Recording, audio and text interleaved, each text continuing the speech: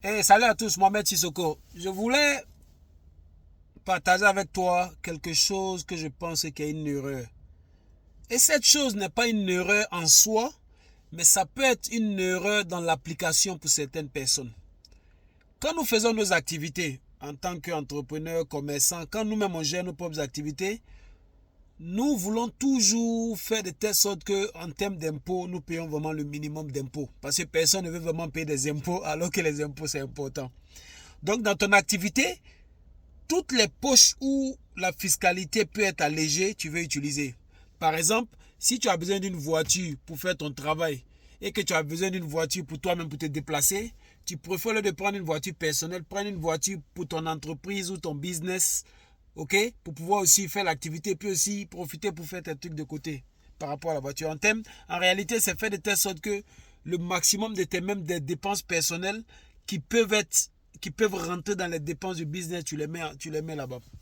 Mais je pense que pour faire cela aussi, tu as besoin quand même de faire quelques calculs.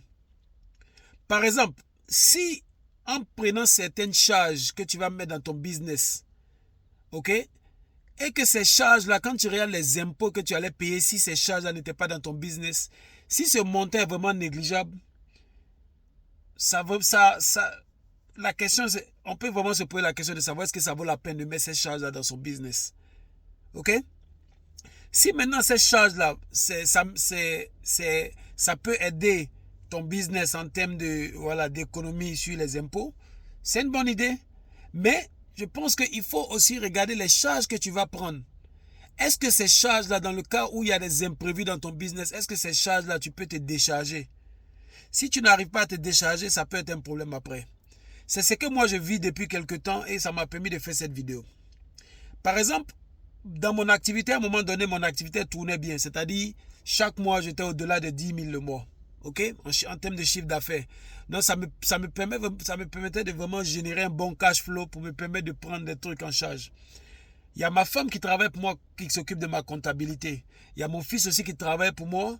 Et puis, bon, disons, il travaille pour lui, mais il travaille pour moi aussi parce qu'il gère une des boutiques. Donc, par exemple, pour nous trois, par exemple, chacun a une voiture. OK? Moi, par exemple, j'ai la voiture ici que je prends pour faire mes activités, puis aussi je prends ça pour faire les trucs personnels. Madame, comme elle fait la comptabilité, par rapport à l'activité, elle a besoin souvent de se déplacer, donc elle a une voiture aussi. C'est vrai que ça l'arrange aussi pour faire voilà, les courses de la maison. Il y a mon fils aussi qui est jeune, qui vient, voilà, qui doit se déplacer entre son travail, son football, etc. Une voiture aussi. Donc, toutes ces dépenses, ça vient dans le business. Mais lorsque le business créait beaucoup d'argent, il n'y a pas de problème, ça se passe bien, c'est-à-dire tu payes les trucs sans sentir. Mais depuis au moins 6 7 mois, le business vraiment, le chiffre d'affaires a baissé de au moins 40%. Mais les dépenses n'ont pas baissé. C'est dans ce moment précis que je te pose la question de savoir, est-ce que, par exemple, si les dépenses que tu as mis pour le business, c'est des dépenses que tu peux décharger lorsque l'activité en baisse. Par exemple, dans ce cas précis, pour mon fils, on peut gérer.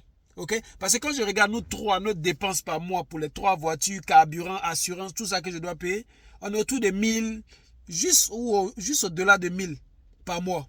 Ce qui fait 12 000 l'année. Mais ces 12 000 l'année là, si je devais payer, si ça restait dans le business et que ça ne sortait pas comme dépense, combien d'impôts j'allais payer? Il fallait prévoir 20% de ces choses. Donc ça fait combien? Ça te fait autour de 2400 que tu allais payer en termes d'impôts. Donc, tu as dit pour économiser 2400 d'impôts, tu as pris des charges de 12 000. Tu dois te poser la question chose. Maintenant que l'activité est calme comme ça, ok? Le fiston, lui, sa voiture, elle est déjà payée. Donc, lui, c'est seulement son assurance et puis son carburant qu'il faisait. Madame, sa voiture aussi, c'est presque payé. Mais le plus gros problème, la plus grosse dépense sur la voiture, c'est moi, ma voiture. Là. Parce que moi, maintenant, cette voiture, je l'ai prise en finance. C'est-à-dire qu'après un certain nombre de temps, la voiture va me revenir. Donc, par mois, je paye beaucoup d'argent. Donc, c'est-à-dire que sur les 1200, sur les 1000, 1100 que les dépenses de voiture, la moitié au moins est sur moi, ma voiture. Là. Maintenant que l'activité est calme, je me suis dit, bon, tu sais quoi, je vais voir est-ce que je peux libérer cette voiture-là. OK? Peut-être prendre une autre petite voiture où il y a moins de dépenses. Et là, je me rends compte qu'avec le contrat de prêt que j'ai pris, je ne peux pas retourner la voiture. Si je veux retourner, je dois payer. Il reste encore 1 année et demie. Je dois payer encore les 1 année et demie là pour que même si je veux sortir de ce contrat. Mais par contre, si j'avais pris un contrat où la voiture, j'utilise pour 2 ans, 3 ans, je la remplace, ce qu'on appelle les leases, j'allais avoir la possibilité de me décharger de cette voiture et puis prendre une autre voiture plus moins chère. C'est la raison pour laquelle je fais cette vidéo-là. Je veux que tu te poses la question de savoir, est-ce que les dépenses que je prends pour mettre dans mon business, si le business commence à avoir moins d'argent qui rentre, est-ce que j'ai la possibilité de rétrograder?